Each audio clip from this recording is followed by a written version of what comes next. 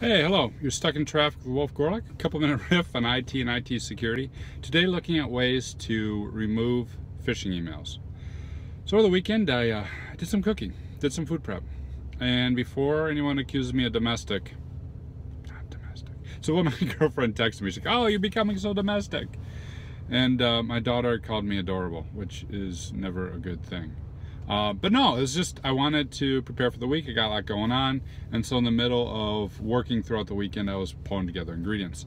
And it occurred to me the huge difference between knowing what you want to do and reading about it and actually executing on it, right? Having those skills to know where to whisk, where to stir, what to saute, etc., is hugely different than just simply reading about it.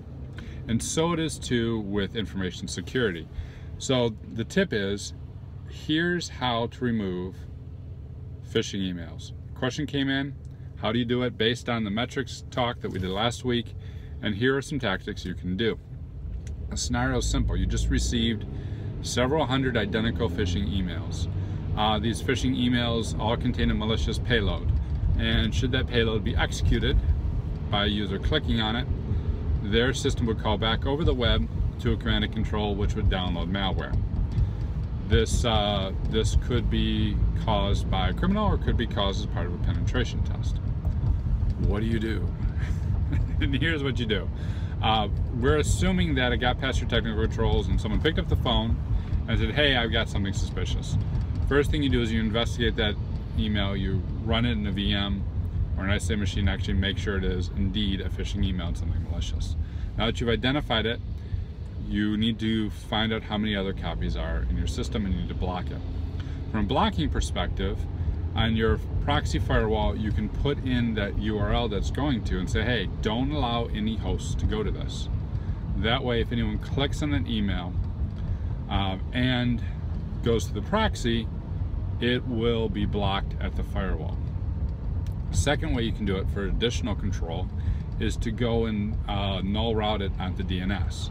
So you go into your DNS server, and for that particular domain name, you point it back to 127.0.0.1. So if someone clicks on it, the malware will execute, it will run that exploit, but it will not be able to connect to the command and control, it will not be able to pull down additional malware. So far, so good. This gives you enough time to identify who else has this phishing email and to remove it from the mailboxes. The old-fashioned hard way of doing this is using PowerShell. You write a PowerShell script that searches all the mailboxes for a matching email, finds it, and removes it from the system. A slightly newer way of doing it is there are now applications that plug into Office 365 and Exchange that will go ahead and automate this through a GUI. So prevent the computer from logging out, prevent the computer from looking up in DNS, then execute a script to clean it all up. Afterwards, you want to use this as an example and as a training point. So capture it, give some kudos to whoever reported. If you have some sort of like budget for giving them prizes, do that, and use this in your training materials the next time around to demonstrate an actual phishing example and how to respond to it.